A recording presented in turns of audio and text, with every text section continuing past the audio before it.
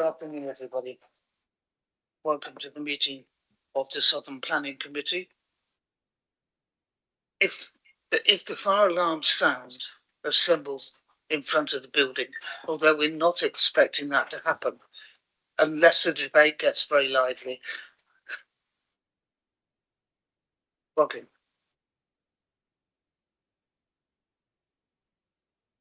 So, apologies for absence.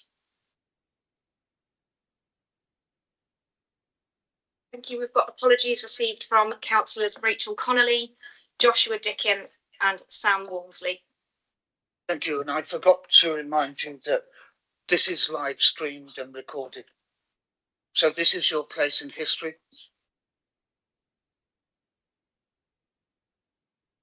For those that were present at the last meeting, is everybody happy with the minutes?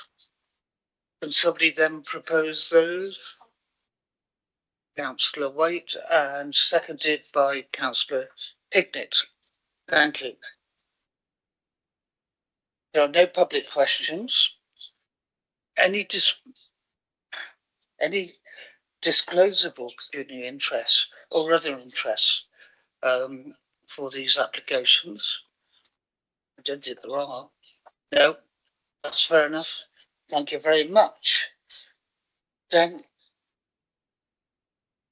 the Shifnal application was withdrawn at the last moment yesterday. We don't know why. It's a developer's prerogative. I'll be surprised if we've seen the last of it. And, I think we'll see it again. However, we can't debate it because it's no longer in the planning system. So we come to just the two substantive items today. And the first one is the residential development to the north of the old Hare and Hounds at Crupton.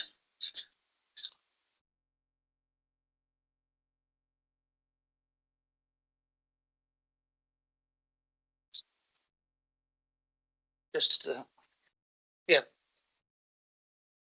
So we're doing Crupton. I've just got IT on the way. Ah.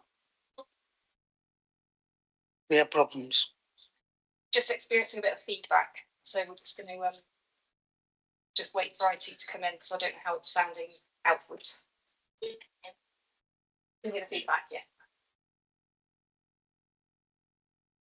Okay.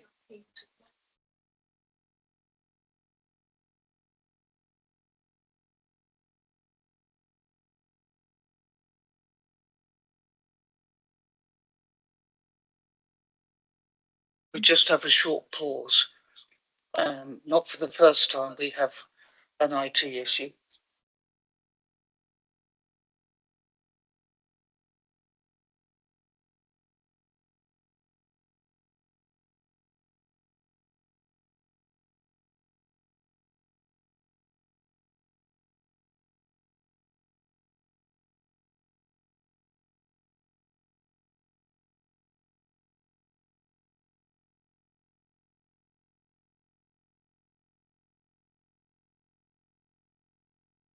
Okay, we're going again.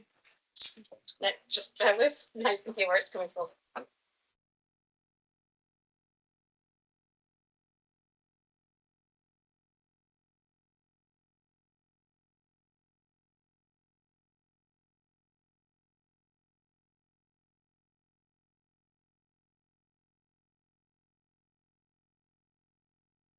You just try that. Okay, this is a second try.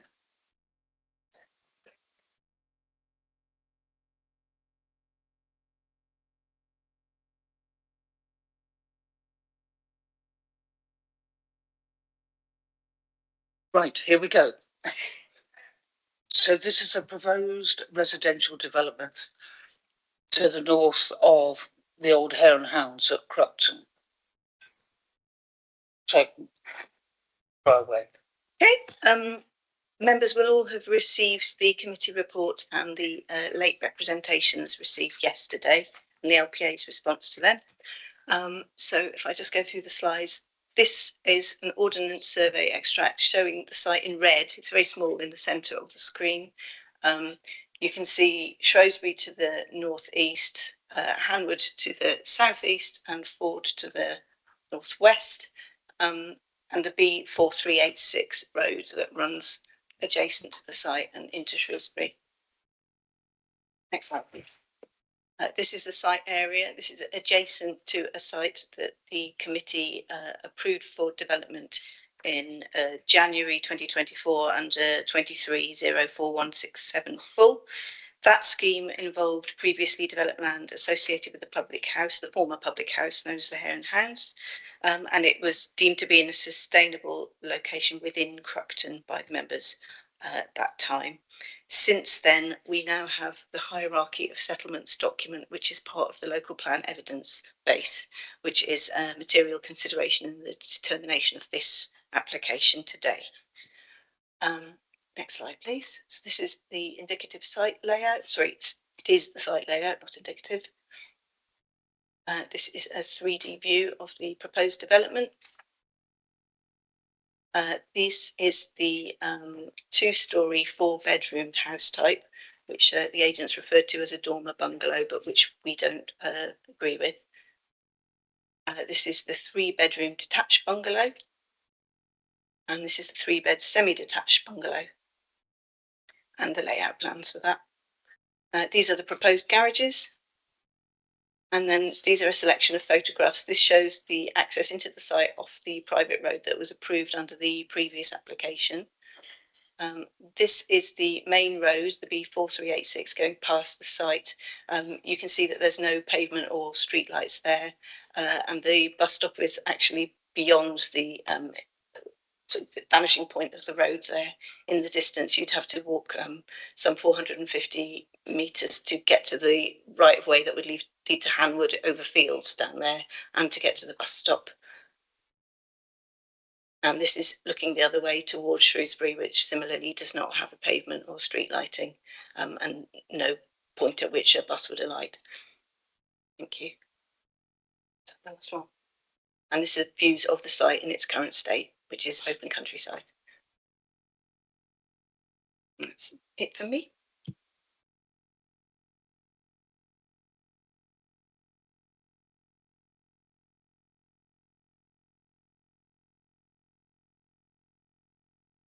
Sorry, I was just thinking. Hard process. Okay, so we have 3 speakers on this, beginning with Councillor Alan Hodges.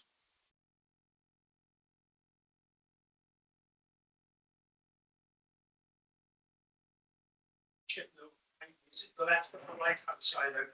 Right.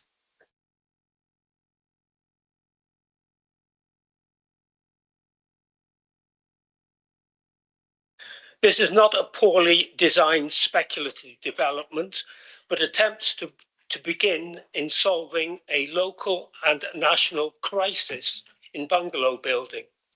By completing phase 3, the whole site will provide an enviable mix of socio-economic groups, ages, house designs and sizes, very unusual for a small development, and will also reflect Cruckton's character, history and local aspirations of the neighbourhood plan.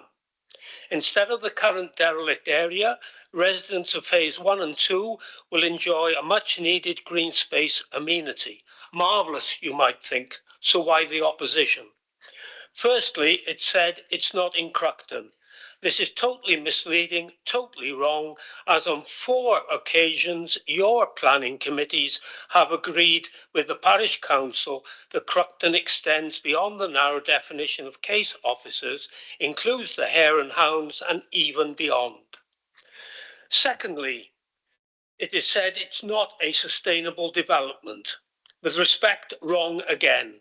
You will have read the lengthy justification for all 3 aspects of sustainability having been met in the parish council submission, e.g. an extra bus stop at the site, support for neighbouring services. Furthermore, the case officer too readily accepts comments of their high-risk consultant, ignoring the contrary view of Woodside consultant regarding active travel routes.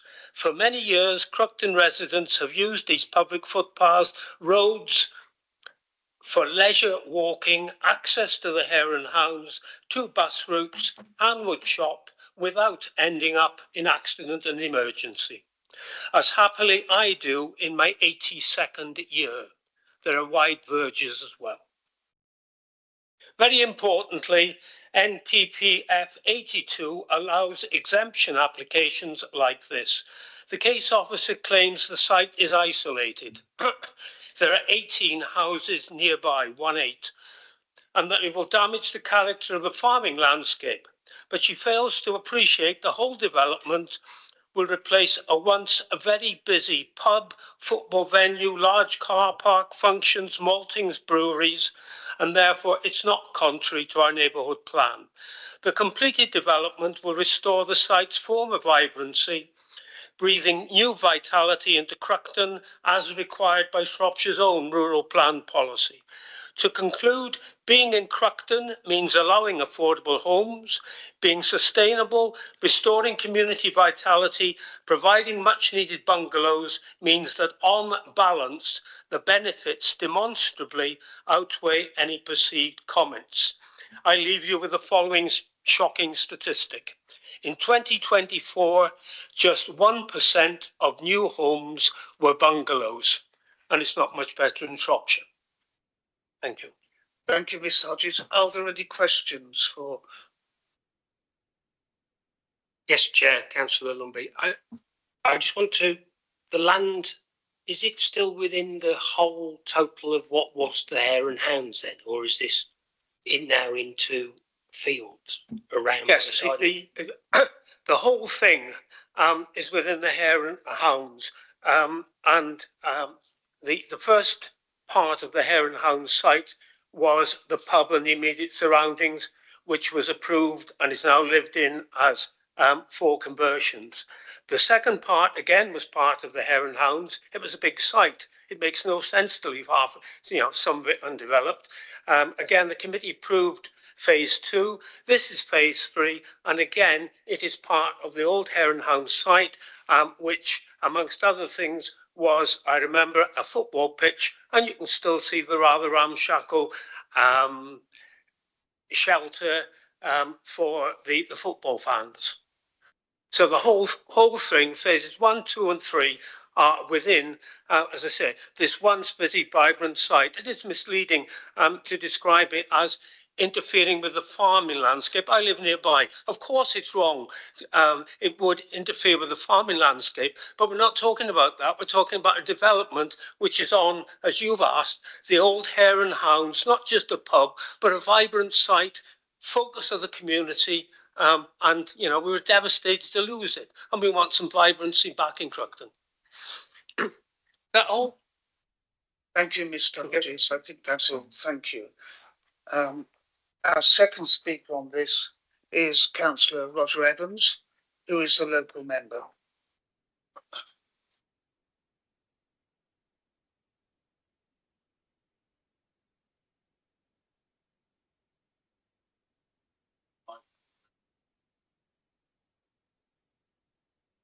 Thank you, Chairman. First, I fully support this application, and my apologies for not sending in a letter of support earlier. And I did find it in my draft section, so it's my fault that there isn't a letter on file from me supporting it. I first make the comments about the history of this site, and it echoes a little bit of what has just been said. There have been a few applications to build here.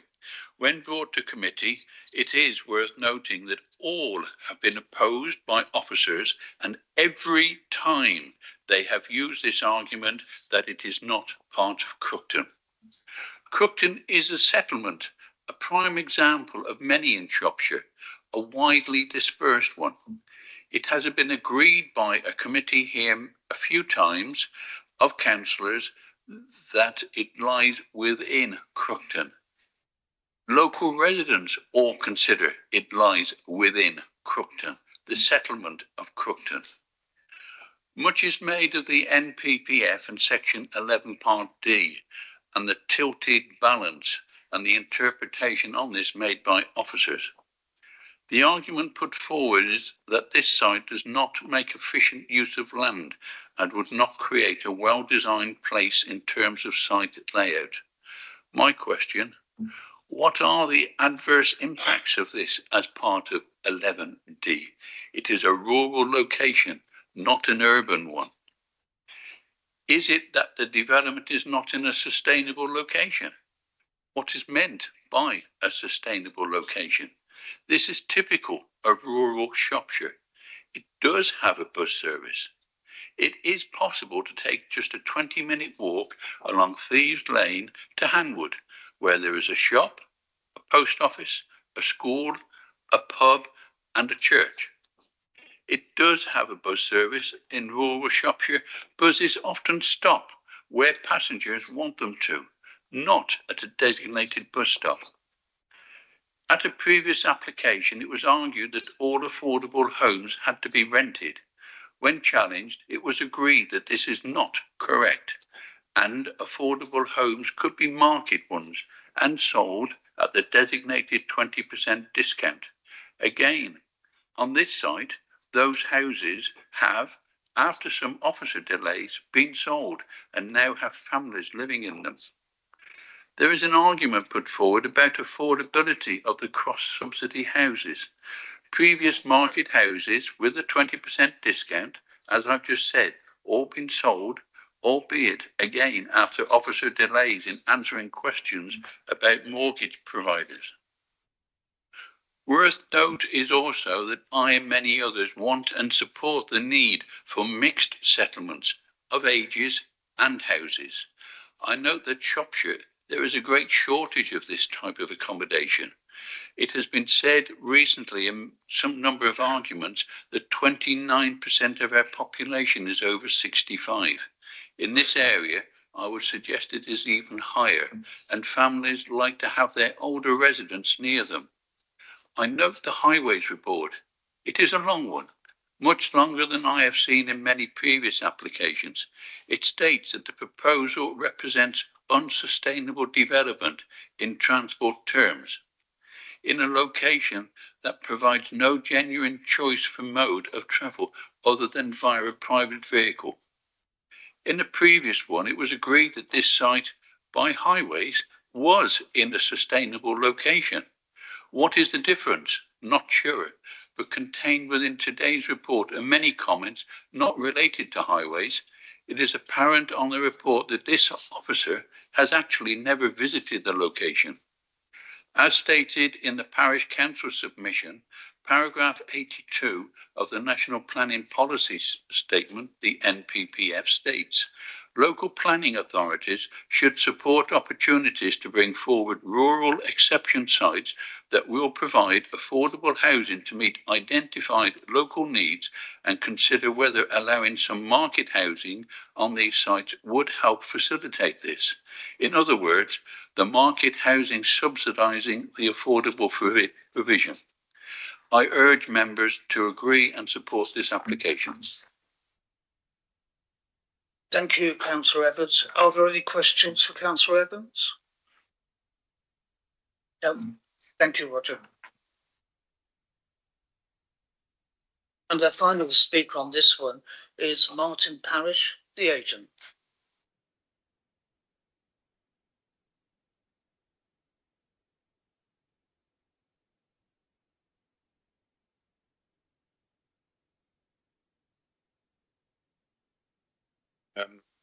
Thank you. Members, we find ourselves here again to make a decision on a further phase at the Hare and Hounds, which has been recommended for refusal.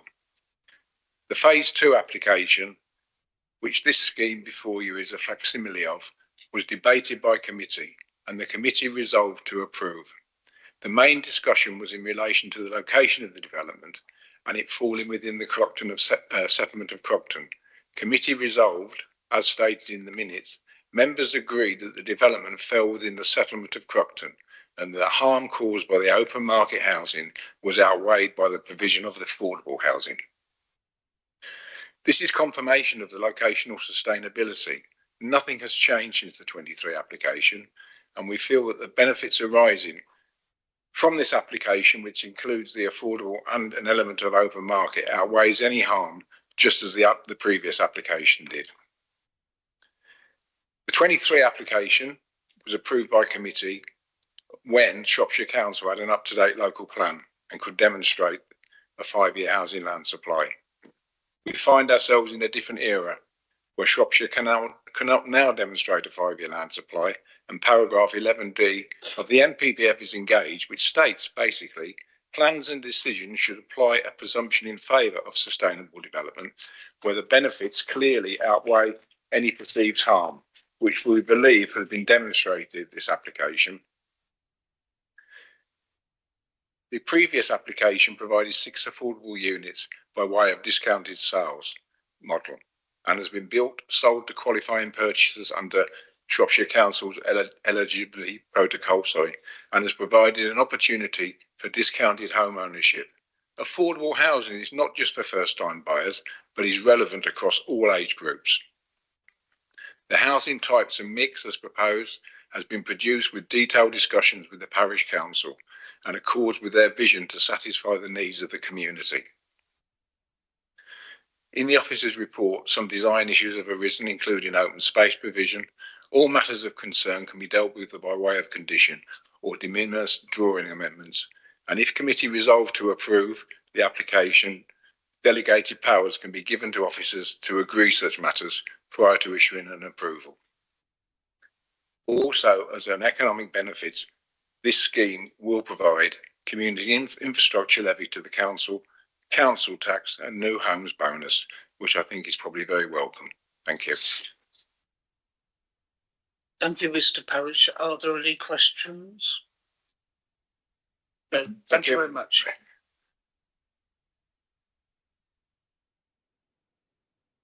Okay, committee, over to you.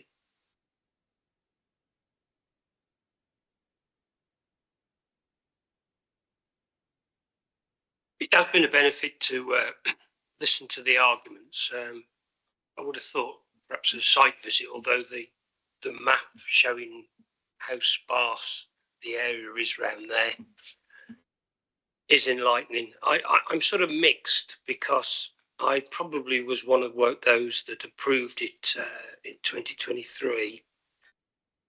I'm not quite sure whether, yes, it might be all the area of there and hounds, but it sounds as though it was the green part, fields, etc.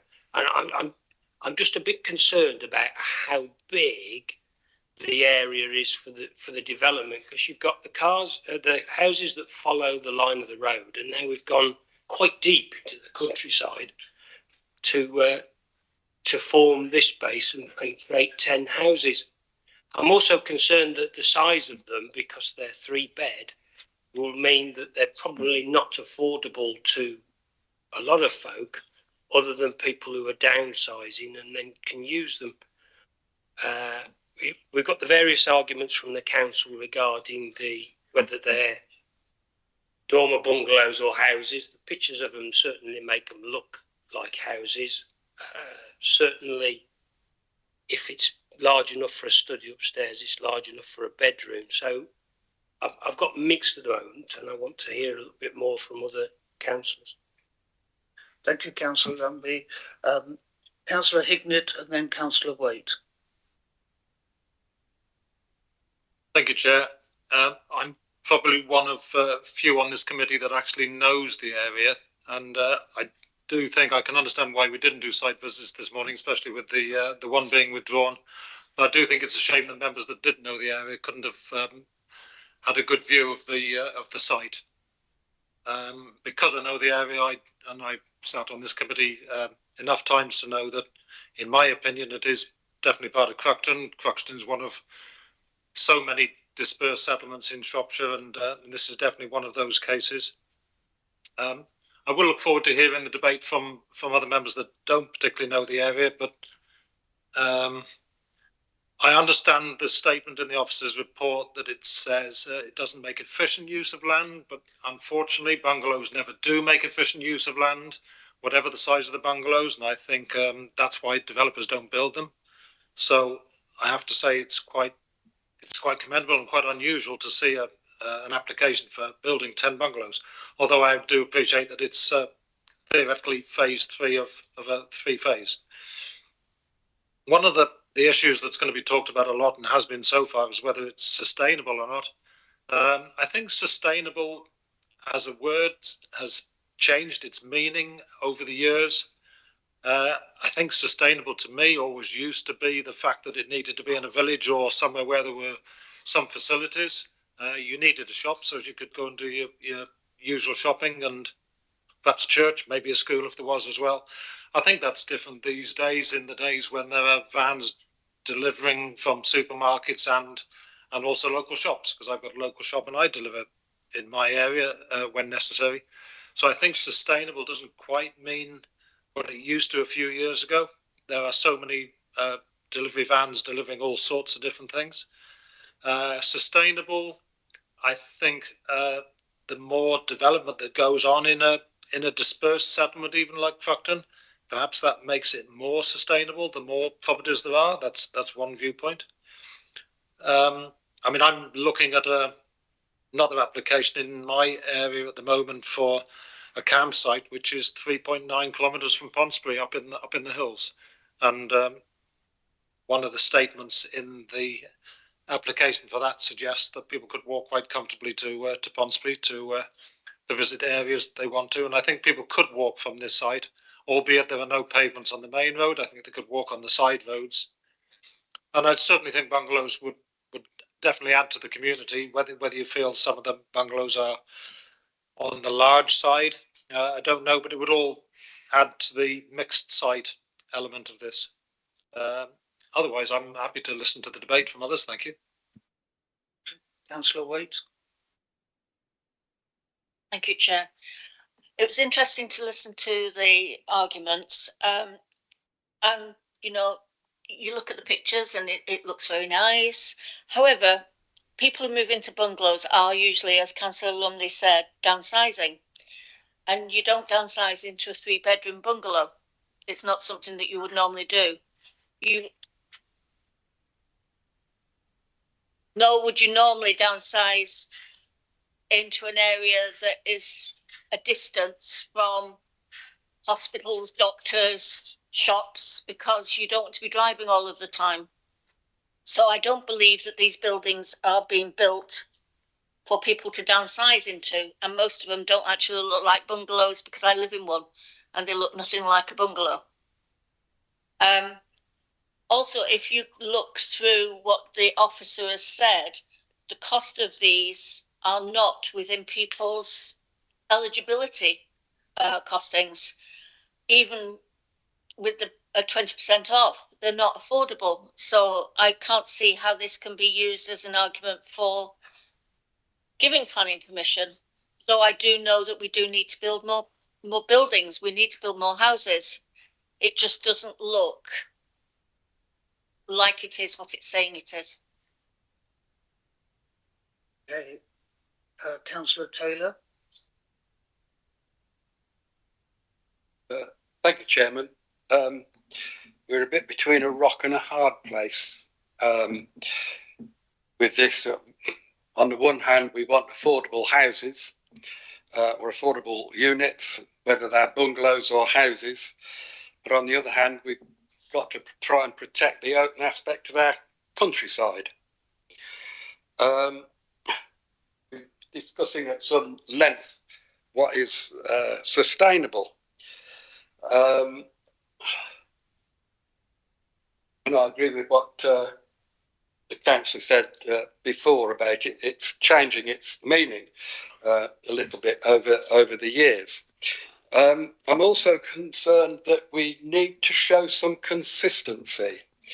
At the last meeting or the meeting before, we refused an application at Oldbury at Bridgenorth because it wasn't within the sort of curtilage of the town, and it was sort of breaking away, and meant that people couldn't walk into Bridgnorth that easily. Now here we seem to be accepting the possibility that there could be a 20-minute walk to get to local facilities. Now, okay, when I was a young lad, 20-minute walk was knout, but now people don't want to walk more than 2 or 3 minutes. And also there's much more traffic on the roads, and having these houses out here away from the main settlement means even more traffic ploughing up and down the lanes. But we still need to try and find that balance between giving affordable dwellings, providing units, and keeping a sense of community, which was discussed. Yes, there are dispersed settlements. I mean, where I live at Alveley, you've got the main village, but then you've got surrounded by Fen Green, Perks Green, Papermill, etc., all scattered settlements, all within a few minutes or anything from sort of 10 to 15 minutes walk of the main settlement. But on some of it, you take your life into your hands unless you're able to cut across fields. So coming back to this particular one, I'm finding it hard to balance it, which way I would go. I'd still want to listen to further discussion if there is going to be some on it, Chairman. Thank you. I'll take Councillor Dagnall and then go back to Jenny. Thank you, Chair. My main concern about this particular development is the distance and the distance from other communities, from the main community. We're told that you can walk within 20 minutes, but if, as we're led to believe, these are homes that may be suitable for people who are downsizing, people perhaps who are a bit older, it's not just walking 20 minutes there, it's walking 20 minutes back with all your shopping. And I think that needs to be taken into account. It's also, if you have young families with school-age children, it's, you know, are they always going to have to jump in the car in order to get to school, to the shops, and so on? And if that's the case, then we need to ask ourselves, you know, what happens to, you know, encouraging people out of their cars? There aren't facilities here. It doesn't look to me as if that is a road that would be particularly safe, either for walking along, because obviously there's no pavement and there's no lighting. So you're on a grass verge that's you know, perhaps quite rough and so on. And also riding a bike along there doesn't look to me as, you know, I don't know this particular road, but from the look of it, it looks to me as if it's probably a road that vehicles travel along quite quickly. So, you know, I wouldn't have been happy about my lads going off on their bikes to school along a road like that. So I think those things need to be taken into account. I think also, I also have concerns about the dormer bungalows. They certainly don't look like bungalows to me. These look like quite substantial buildings. And whilst I accept that there is a call for bungalows, I'm not sure that these actually fulfill the brief as far as a retirement home or a downsize, or, you know, an affordable home perhaps for somebody starting out on the housing ladder. I am concerned about it. I accept that a previous application was approved, but I don't think that means that we should just agree to any other development in the area. I am finding it difficult to find reasons to support this application. Jenny. Thank you, Chair. If I could just make a few points in response to the matters that have been raised. I would like to point out that the scheme does not meet the requirements of the cross-subsidy policy that the council has, which is for the provision of affordable rented dwellings, which would be rented to local people through a registered provider. So discounted sale is not part of that, and this proposal is proposing a discounted sale scheme. Therefore, it doesn't meet the requirements of cross-subsidy. It isn't that. No financials have been provided to justify prices. We have the income data and the average price of a house in Ponsonby Parish. And it remains my view that this is not going to be affordable to the majority of people in the local area, particularly those who need to demonstrate that they are in housing need and who are going to have to be able to afford these dwellings at a price that is probably more expensive than other dwellings that are not labelled affordable in the local area. I'd also raise the point that, yes, the main road is a 60-mile-per-hour road with no pavement, with no cycleway, with no lighting. If you are going to try and walk to Hanwood, you first have to walk down that road for about 400 metres before you get to the point where you can find the field access, and then you have to cross the fields, walk across fields to Hanwood and come back with your shopping. I would say that if you are the kind of person who is perhaps needing single story living accommodation, perhaps your mobility requires it, or for whatever reason, you're going to find that quite a challenge. And I suggest that members need to consider that as well, or whether this is actually a scheme that will result in occupiers using a car rather than walking, which is the most likely outcome, I would suggest, if it's approved. I'd also point out that there is a development was proposed just up the road towards Shrewsbury, and the parish council declared that to be unsustainable, whereas they're saying that this site is sustainable. And I would dispute whether you can say that both these sites on the same stretch of road within 800 metres of each other can be both at the same time. And I think I will leave it at that for now. Okay, I mean, we're not considering that other site at the moment, and we need to focus on this one. So it is quite a difficult one. Though I would be inclined to say it could be developed as a site. So it is part of Crompton. There's no issue. There are issues with sustainability in terms of transport, but this is South Shropshire.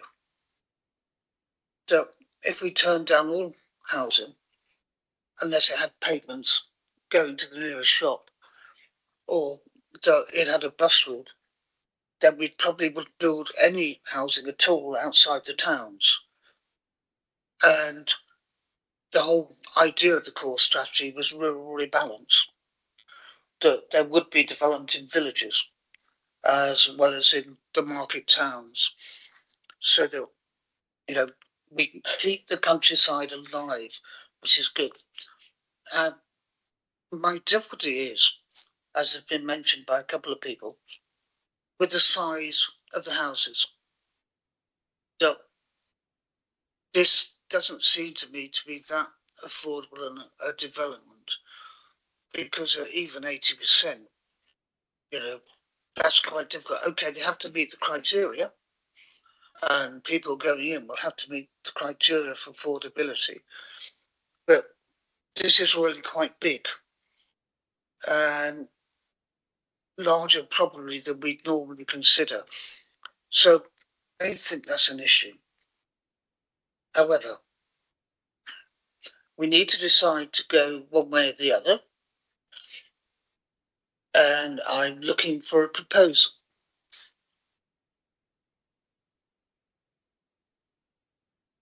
Councillor Lumley.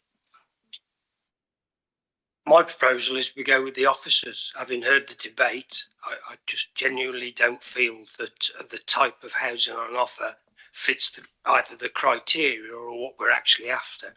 I accept that the parish, what they say, but yeah, I'll go with the officer. And Councillor Taylor. I'll second Councillor Lumley's. Thank you. Chairman, on balance, I just don't feel comfortable enough to give it the go ahead. Can we do the vote?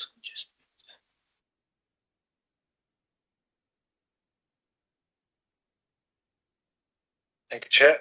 We have a proposal which has been seconded to refuse planning permission in accordance with the officer's recommendation. Please can you confirm whether you're for or against or abstain?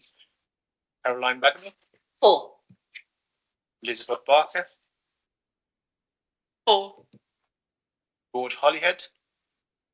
I'm actually going to abstain. I think at the moment the issue there's far too much to balance. I'm very pro car, so I actually think that rural community should be allowed car use. But anyway, So it's abstain, yeah.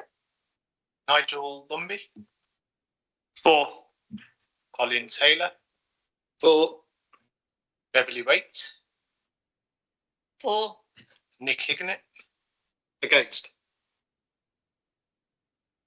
and Andy Buddington. Against. Yes, that's 5-4, 2 against, 1 abstention. Okay, then the vote is carried. And we go with the officer's recommendation. Thank you, speakers.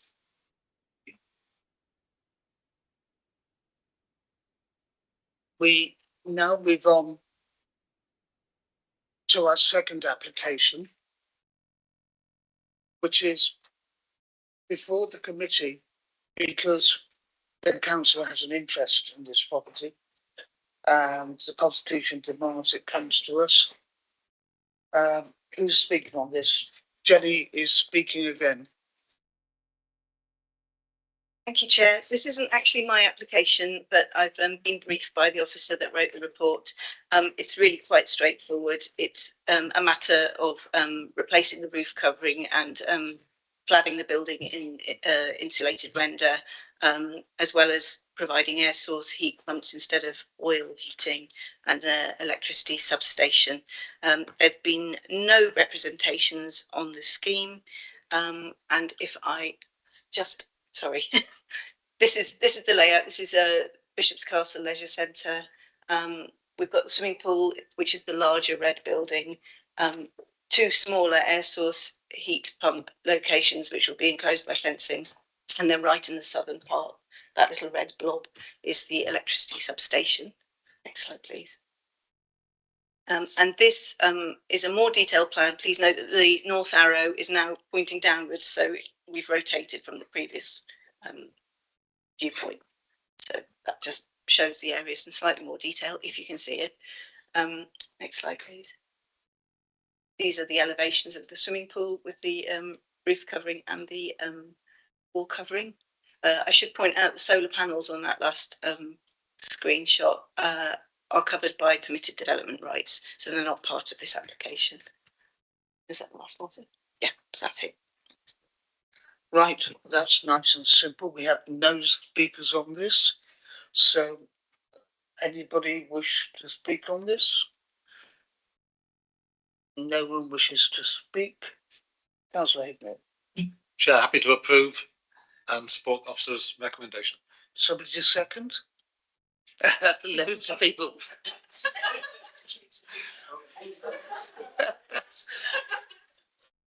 Councillor Barker, you can second.